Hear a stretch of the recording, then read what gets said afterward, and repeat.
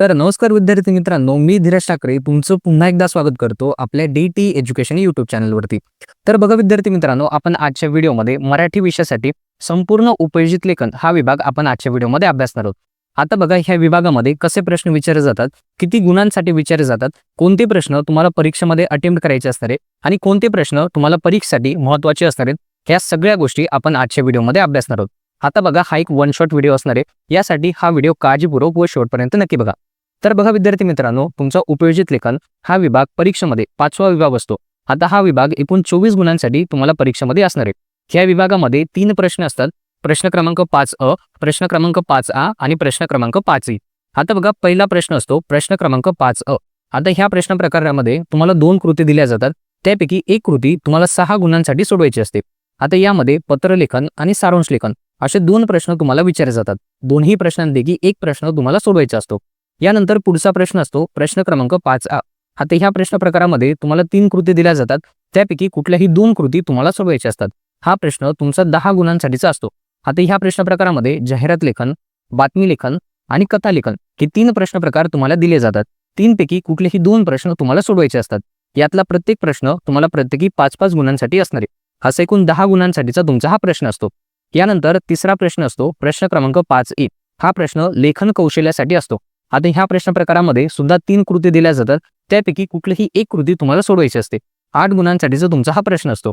आता ह्या प्रश्न प्रकारामध्ये प्रसंग लेखन, आत्मकथन आणि वैचारिक लेखन असे 3 प्रश्न दिले जातात, त्यापैकी एक प्रश्न तुम्हाला सोडवायचा असतो। तर बघा अशा पद्धतीने एकूण 24 गुणांसाठीचा तुमचा हा विभाग असणार आहे। आता ह्या विभागातनं परीक्षेमध्ये कोणते प्रश्न तुम्हाला सोडवायचे असणार आहेत ते आता आपण बघूया। आता बघा प्रश्न क्रमांक 5अ मध्ये तुम्हाला पत्रलेखन हा प्रश्न तुम्हाला सोडवायचा असणार आहे। आता बघा पत्रलेखनच का, तर पत्रलेखनाला फिक्स फॉर्मॅट असतो, त्या फॉर्मॅटनुसार तुम्हाला मार्किंग म्हणजेच गुणदान हे केलं जातं आणि पत्रलेखन कमीत कमी वेळेमध्ये लिहिलं जातं। यासाठी तुम्हाला प्रश्न क्रमांक 5अ मध्ये पत्रलेखन हा प्रश्न सोडवायचा असणार आहे। त्यानंतर पुढे प्रश्न क्रमांक 5आ मध्ये तुम्हाला बातमी लेखन आणि जाहिरात लेखन हे 2 प्रश्न तुम्हाला सोडवायचे असतात। आता बघा बातमी लेखनाला सुद्धा फॉर्मॅट असतो, त्या फॉर्मॅटनुसार तुम्हाला मार्किंग केलं जातं आणि जाहिरात लेखन हा अगदी सोपा प्रश्न असतो आणि कमी वेळेमध्ये तुमचा हा सोडवला जातो। यामुळे प्रश्न क्रमांक 5आ मध्ये तुम्हाला बातमी लेखन आणि जाहिरात लेखन हे 2 प्रश्न तुम्हाला सोडवायचे असणार आहेत। कथा लेखनाचा प्रश्न सोडवण्याचा प्रयत्न करायचा नाही। कथा लिहिण्यासाठी विचार करावा लागतो आणि जास्त वेळ लागतो, त्यामुळे तुम्हाला बातमी लेखन आणि जाहिरात लेखन हे 2 प्रश्न प्रश्न क्रमांक 5आ मध्ये सोडवायचे असतात। यानंतर तिसरा प्रश्न असतो प्रश्न क्रमांक 5ई। यामध्ये तुम्हाला वैचारिक लेखन हा प्रश्न तुम्हाला सोडवायचा असणार आहे। आता बघा वैचारिक लेखन मध्ये यामध्ये तुम्हाला विचार करून लेखन करायचं असतं आणि यामध्ये तुम्ही जास्तीत जास्त लेखन हे करू शकता, त्यामुळे लेखन कौशल्य ह्या प्रश्न प्रकारामध्ये वैचारिक लेखन हा प्रश्न तुम्हाला सोडवायचा असणार आहे। आता बघा उपयोजित लेखन ह्या विभागाचा अभ्यास करताना हे 4 प्रश्न प्रकार किंवा ह्या 4 घटकांचा अभ्यास तुम्हाला करायचा असणार आहे। आता बघा पहिला घटक आहे पत्रलेखन। आता बघा पत्रलेखन हा प्रश्न तुम्हाला 6 गुणांसाठी सारांश लेखन ह्या प्रश्नाला और म्हणून तुम्हाला विचारला जातो। आता बघा पत्रलेखनाचे 2 प्रकार असतात, औपचारिक पत्रलेखन आणि अनौपचारिक पत्रलेखन। प्रश्नपत्रिकेमध्ये तुम्हाला 2ही प्रश्न दिले जातात, 2ही पत्रलेखनापैकी एक पत्रलेखनाचा प्रश्न तुम्हाला सोडवायचा असतो। आता बघा औपचारिक पत्रलेखन म्हणजे काय, तर बघा जे पत्र आपण शासकीय कार्यालय, शाळा, महाविद्यालय, बँक, कंपनी, वरिष्ठ अधिकारी अशा ठिकाणी लिहित असतो, त्याला आपण औपचारिक पत्रलेखन असं म्हणतो। यानंतर अनौपचारिक पत्रलेखन म्हणजे काय, तर बघा जे पत्र आपण आपल्या मित्रांना, नातेवाईकांना, आपल्या पालकांना किंवा आपल्या भावंडांना लिहितो ते पत्र तुमचं अनौपचारिक पत्रलेखन असतं। आता परीक्षेमध्ये तुम्हाला औपचारिक पत्रलेखन हा प्रश्न तुम्हाला सोडवायचा असणार आहे। आता औपचारिक पत्रलेखनच का, तर औपचारिक पत्रलेखनाला फिक्स फॉर्मॅट असतो आणि त्या फॉर्मॅटनुसार तुम्हाला मार्किंग हे केलं जातं आणि औपचारिक पत्रलेखन कमी वेळामध्ये लिखाण हे होतं, त्यामुळे औपचारिक पत्रलेखनाचा प्रश्न तुम्हाला परीक्षेमध्ये अटेम्प्ट करायचा असणार आहे। आता औपचारिक पत्रलेखनाचा फॉर्मॅट कशा पद्धतीने असतो तो फॉर्मॅट आता आपण समजून घ्या। हा फॉर्मॅट तुम्हाला लक्षात ठेवायचा असणार आहे। आता औपचारिक पत्रलेखन लिहिताना सगळ्यात आधी तुम्हाला दिनांक लिहायचे असणार आहे, त्यानंतर प्रति तुम्हाला लिहायचं असणार आहे आणि ज्या व्यक्तीला तुम्हाला पत्र पाठवायचे त्या व्यक्तीचा पत्ता तुम्हाला या ठिकाणी लिहायचा असणार आहे। त्यानंतर तुम्हाला विषय लिहायचा आहे, त्यानंतर तुम्हाला मान्य किंवा आदरणीय लिहून पत्रलेखनाला सुरुवात करायची। आता पत्रलेखन कमीत कमी 2 परिच्छेदांमध्ये किंवा जास्तीत जास्त 3 परिच्छेदांमध्ये तुम्हाला लिहायचं असणार आहे। आता पहिल्या परिच्छेदामध्ये पत्र लिहिण्याचं कारण तुम्हाला लिहायचं असणार आहे, त्यानंतर दुसऱ्या परिच्छेदामध्ये पत्राची सविस्तर माहिती ती तुम्हाला लिहायची असते, त्यानंतर तिसऱ्या परिच्छेदामध्ये पत्राचा शेवट तुम्हाला करायचा असणार आहे। अशा पद्धतीने कमीत कमी 2 किंवा जास्तीत जास्त 3 परिच्छेदामध्ये तुम्हाला पत्रलेखन करायचं असणार आहे। आता पत्रलेखन झाल्यानंतर सगळ्यात शेवटी आपला विश्वासू किंवा आपला नम्र लिहून पत्राचा शेवट करायचा आणि त्याखाली पत्र जो लिहित आहेत त्याचं नाव तुम्हाला लिहायचं असणार आहे। आता बरेचसे विद्यार्थी या ठिकाणी स्वतःचं नाव लिहितात, असं तुम्हाला करायचं नाही। प्रश्नपत्रिकेमध्ये जे नाव आणि जो पत्ता तुम्हाला दिलेला आहे तोच पत्ता आणि तेच नाव तुम्हाला या ठिकाणी लिहायचं असणार आहे. आता पत्रलेखनासाठी हा फॉर्मॅट तुम्हाला लक्षात ठेवायचा असणार आहे. तर बघा ह्या फॉर्मॅटनुसार जर तुम्ही पत्रलेखन दिलं तर तुम्हाला 6 पैकी 6 गुण इझिली मिळवता येतात. आता परीक्षेमध्ये पत्रलेखनावरती कसा प्रश्न येतो ते आता आपण बघूया. तर बघा विभाग 5 उपयोजित लेखन या विभागातला पहिलाच प्रश्न असतो पत्रलेखनासाठी. आता यामध्ये बघा तुम्हाला जाहिरात स्वरूपाची माहिती दिली असते, त्या माहितीच्या आधारावरती तुम्हाला पत्रलेखन लिहायचं असतं. आता पत्रलेखनाच्या जाहिरातीमध्ये तुम्हाला या ठिकाणी औपचारिक पत्रलेखन आणि या ठिकाणी अनौपचारिक पत्रलेखनासाठी प्रश्न हा दिला जातो. आता सगळ्यात आधी दिलेली जाहिरात म्हणजे दिलेली माहिती नीट वाचायची, त्यानंतर प्रश्न नीट समजून घ्यायचा, त्यानंतर पत्रलेखनाला सुरुवात करायची. आता पत्र कसं देणार तर बघा सगळ्यात आधी दिनांक तुम्हाला लिहायचे, त्यानंतर प्रति तुम्ही लिहिणार, त्यानंतर ज्या व्यक्तीला आपण पत्र पाठवतो आहे त्या व्यक्तीचं नाव आणि त्या व्यक्तीचा पत्ता तुम्हाला लिहायचा असणार आहे. त्यानंतर पत्रलेखनाचा विषय तुम्हाला लिहायचा असणार आहे, त्यानंतर माननीय महोदय आणि पत्रलेखनाला सुरुवात करायची. पत्र कमीत कमी 2 परिच्छेद किंवा 3 परिच्छेदांमध्ये तुम्हाला लिहायचे. आता पहिल्या परिच्छेदामध्ये पत्र का लिहितोय ते कारण तुम्हाला लिहायचं असणार आहे. दुसऱ्या परिच्छेदामध्ये पत्राची सविस्तर मांडणी तुम्हाला करायची असते आणि तिसऱ्या परिच्छेदामध्ये पत्राचा शेवट तुम्हाला करायचा असते आणि सगळ्यात शेवटी आपला विश्वासू किंवा आपला नम्र असं लिहून पत्राचा शेवट तुम्ही करणार. त्यानंतर खाली जे व्यक्ती पत्र लिहित आहेत त्या व्यक्तीचं नाव आणि खाली त्याचा पत्ता तुम्हाला लिहायचा असते. तर बघा अशा पद्धतीने पत्रलेखन परीक्षेमध्ये तुम्हाला लिहायचं असते. तर बघा अशा पद्धतीने पत्रलेखनाचा प्रश्न तुम्हाला परीक्षेमध्ये विचारला जातो आणि तो अशा पद्धतीने सोडवायचा असतो. आता पत्रलेखनासाठी कोणते विषय तुम्हाला महत्त्वाचे असणार आहेत ते आता आपण बघूया. तर बघा पत्रलेखनासाठी हे काही विषय जे तुम्हाला वारंवार बोर्डाच्या परीक्षेमध्ये विचारले जातात, ज्यामध्ये बघा पुस्तकांची मागणी करणारं पत्र, त्यानंतर रोपांची मागणी करणारं पत्र, त्यानंतर खेळ साहित्याची मागणी करणारं पत्र आणि स्पर्धेमध्ये सहभागी होण्यासाठी विनंती करणारं पत्र. म्हणजे परीक्षेमध्ये तुम्हाला मागणी पत्र आणि विनंती पत्र वारंवार बोर्डाच्या परीक्षेमध्ये विचारलं जातं. आता अभ्यास करताना ह्या पत्रलेखनाचा सराव तुम्हाला करायचा असणार आहे. यानंतर बघा पुढे आपला पुढचा घटक आहे जाहिरात लेखन. आता बघा जाहिरात लेखन अगदी सोपा प्रश्न असतो आणि ह्या प्रश्न प्रकारामध्ये 5 पैकी 5 गुण इझिली मिळवता येतात आणि ते पण कमी वेळेमध्ये. आता जाहिरात कशा पद्धतीने लिहावी त्यासाठी काही मुद्दे आपण समजून घेऊ. आता बघा जाहिरात लिहिताना चौकट हा तुमचा पहिला मुद्दा असणार आहे. आता बघा संपूर्ण जाहिरात नेहमी एका आकर्षक चौकटीमध्ये लिहावी, यामुळे ती सुटसुटीत आणि प्रभावी दिसते. आता बघा जाहिरात लिहिताना नेहमी ती एका चौकटीमध्येच लिहावी, यामुळे जाहिरात आकर्षक दिसते आणि सुटसुटीत दिसते. त्यामुळे जाहिरात तुम्हाला नेहमी एका चौकटीमध्ये लिहायची असते. त्यानंतर दुसरा मुद्दा आहे मथळा किंवा हेडलाईन. आता प्रत्येक जाहिरातीसाठी एक ठळक मथळा तुम्हाला लिहायचा असते, म्हणजे एक ठळक हेडलाईन तुम्हाला लिहायची असते. आता हेडलाईन कशा पद्धतीने लिहावी तर ती हेडलाईन अशी असली पाहिजे की ती वाचकाचं लक्ष वेधून घेणारी असली पाहिजे. अशा पद्धतीने तुम्हाला जाहिरातीला हेडलाईन ही द्यायची असते. त्यानंतर तिसरा मुद्दा आहे प्रमुख वैशिष्ट्य.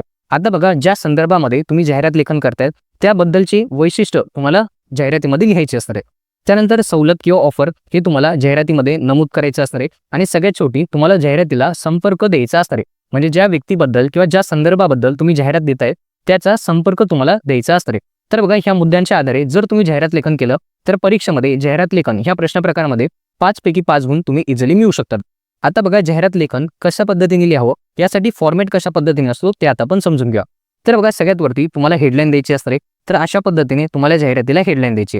त्यानंतर प्रमुख वैशिष्ट्ये. आता ज्या संदर्भात तुम्ही जाहिरात लिहितात त्याची प्रमुख वैशिष्ट्ये तुम्हाला लिहायची असणार आहेत. त्यानंतर सवलत किंवा ऑफर तुम्हाला जाहिरातीमध्ये नमूद करायची असणार आहे आणि सगळ्यात शेवटी संपर्क तुम्हाला द्यायचा असणार आहे. आता जाहिरात लेखनासाठी हा फॉर्मॅट तुम्हाला लक्षात ठेवायचा आहे. या फॉर्मॅटनुसार जर तुम्ही जाहिरात लेखन केलं किंवा ह्या मुद्द्यांच्या आधारे जर तुम्ही जाहिरात लेखन केलं तर जाहिरातीला 5 पैकी 5 गुण तुम्हाला इझिली मिळू शकतात. आता परीक्षेमध्ये कसा प्रश्न येतो ते आता आपण बघूया. तर बघा प्रश्न क्रमांक 5A मध्ये तुमचा पहिला प्रश्न असतो जाहिरात लेखनासाठी. आता ह्या प्रश्न प्रकारामध्ये तुम्हाला विषय दिला जातो आणि त्या विषयाला अनुसरून तुम्हाला जाहिरात लेखन ही करायचं असतं.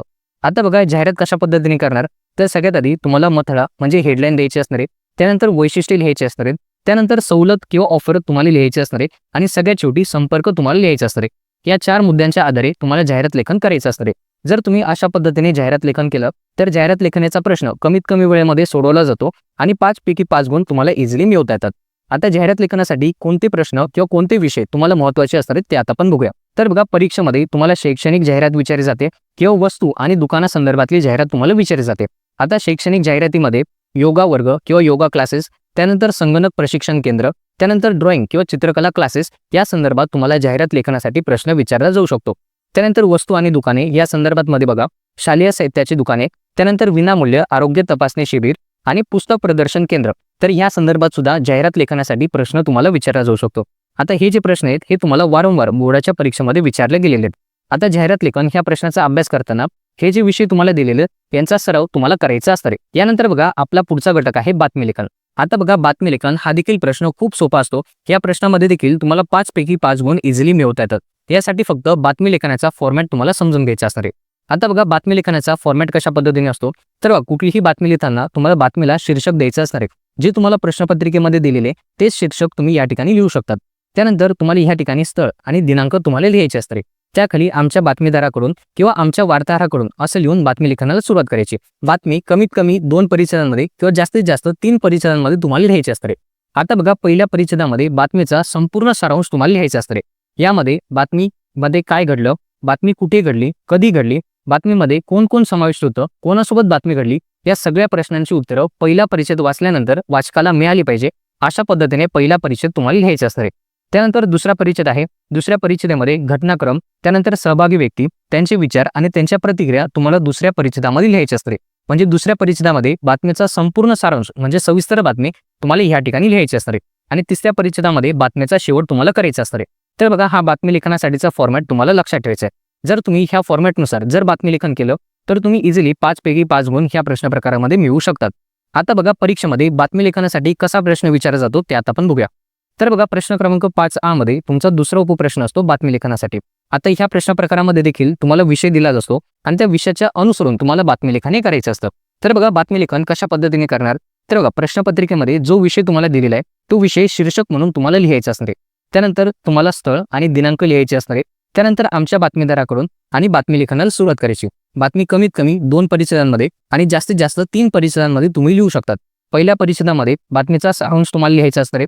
त्यानंतर दुसऱ्या परिच्छेदामध्ये बातमीचा घटनाक्रम, सहभागी व्यक्ती, त्यांचे विचार, त्यांच्या प्रतिक्रिया तुम्हाला लिहायचे असतात आणि तिसऱ्या परिच्छेदामध्ये बातमीचा शेवट तुम्हाला करायचा असणार आहे. तर बघा अशा पद्धतीने बातमी लेखन तुम्हाला परीक्षेमध्ये करायचं असणार आहे. जर तुम्ही ह्या फॉर्मॅटनुसार जर बातमी लेखन केलं तर इझिली तुम्ही 5 पैकी 5 गुण ह्या प्रश्न प्रकारामध्ये देखील मिळवू शकतात. यानंतर आपला शेवटचा प्रश्न आहे वैचारिक लेखन. आता बघा वैचारिक लेखन हा प्रश्न तुम्हाला परीक्षेमध्ये 8 गुणांसाठी असणार आहे. आता वैचारिक लेखनच प्रश्न आपल्याला का सोडवायचा आहे, तर बघा वैचारिक लेखन हा प्रश्न खूप सोपा असतो. यामध्ये तुमचे विचार तुम्हाला लिहायचे असतात. यामुळे तुम्ही ह्या प्रश्न प्रकारामध्ये जास्तीत जास्त लेखन हे करू शकतात. आता वैचारिक लेखन लिहिताना कोणते मुद्दे लक्षात ठेवायचे ते आता आपण बघूया. पहिला मुद्दा आहे विषयाची समज. आता बघा ज्या विषयावरती तुम्ही वैचारिक लेखन लिहिताय तो विषय नीट समजून घ्यायचा, त्यावरती 2 मिनिटं विचार करायचा आणि त्यानंतरच लिखाणाला सुरुवात करायची. त्यानंतर वैचारिक लेखन ह्या प्रश्न प्रकारामध्ये स्वतःचे विचार यांना जास्त महत्त्व असतं. स्वतःचं मत मांडण्यासाठी जास्त महत्त्व असतं. आता यामध्ये तुम्हाला स्वतःचे विचार, स्वतःचे मत तुम्हाला मांडायचे असणार आहे. आता बघा मत मांडताना किंवा विचार मांडताना तुम्हाला उदाहरणांचा वापर हा करायचा असणार आहे. जे उदाहरणं आपण दैनंदिन जीवनामध्ये वापरतो त्यांचा जास्तीत जास्त वापर तुम्हाला करायचा असणार आहे. जर तुम्ही ह्या 3 मुद्द्यांच्या आधारे जर वैचारिक लेखन हा प्रश्न जर तुम्ही सोडवला तर तुम्हाला 8 पैकी 7 ते 7.5 गुण इझिली परीक्षेमध्ये मिळवता येतात. आता बघा वैचारिक लेखन हा प्रश्न परीक्षेमध्ये कशा पद्धतीने विचारला जातो ते आता आपण बघूया. तर बघा प्रश्न क्रमांक 5E मध्ये लेखन कौशल्य या प्रश्न प्रकारामध्ये वैचारिक लेखनासाठी प्रश्न हा विचारला जातो. आता हा प्रश्न तुम्हाला 8 गुणांसाठीचा असणार आहे. आता हा प्रश्न तुमचा तिसरा उपप्रश्न असतो वैचारिक लेखन. आता बघा ह्या प्रश्न प्रकारामध्ये तुम्हाला विषय दिला जातो आणि त्या विषयावरती तुमचे विचार तुम्हाला मांडायचे असतात. तर बघा अशा पद्धतीने तुम्हाला प्रश्नपत्रिकेमध्ये वैचारिक लेखन या प्रश्न प्रकारासाठी प्रश्न हा विचारला जातो. आता बघा वैचारिक लेखन ह्या प्रश्न प्रकारामध्ये कमीत कमी तुम्हाला 1 पान किंवा जास्तीत जास्त 2 पान लेखन तुम्हाला करायचं असणार आहे. आता यासाठी तुम्हाला सराव हा करायचा असणार आहे. आता बघा ह्या प्रश्न प्रकारासाठी कोणते विषय तुम्हाला महत्त्वाचे असणार आहेत ते आता आपण बघूया. पहिला विषय आहे जलप्रदूषण. आता बघा हा विषय बऱ्याच वेळा बोर्ड एक्झाममध्ये तुम्हाला विचारला गेलेला आहे. त्यानंतर दुसरा विषय आहे पर्यावरण काळाची गरज. त्यानंतर तिसरा विषय आहे देशाचा जबाबदार नागरिक. चौथा विषय आहे आरोग्य हीच संपदा. त्यानंतर 5वा विषय आहे शिक्षण काळाची गरज. आता बघा वैचारिक लेखन ह्या प्रश्न प्रकाराचा अभ्यास करताना किंवा सराव करताना हे विषय तुम्हाला अभ्यासायचे असतात. तर बघा अशा पद्धतीने वैचारिक लेखन हा प्रश्न तुम्हाला परीक्षेमध्ये विचारला जातो आणि अशा पद्धतीने तो सोडवायचा असतो. तर बघा विद्यार्थी मित्रांनो हा होता आपला आजचा व्हिडिओ. आजच्या व्हिडिओमध्ये संपूर्ण उपयोजित लेखन हा विभाग परीक्षेमध्ये कशा पद्धतीने विचारला जातो, किती गुणांसाठी विचारला जातो, परीक्षेमध्ये कसे प्रश्न विचारले जातात आणि ते कशा पद्धतीने सोडवायचे, महत्त्वाचे प्रश्न कोणते, या सर्व घटकांवरती चर्चा आपण आजच्या व्हिडिओमध्ये केलेली आहे. जर तुम्हाला आजचा हा व्हिडिओ आवडला असेल तर व्हिडिओला नक्की लाईक करा. जर तुम्ही आपल्या ह्या चॅनलवरती नवीन असाल चॅनललाही नक्की सबस्क्राईब करा.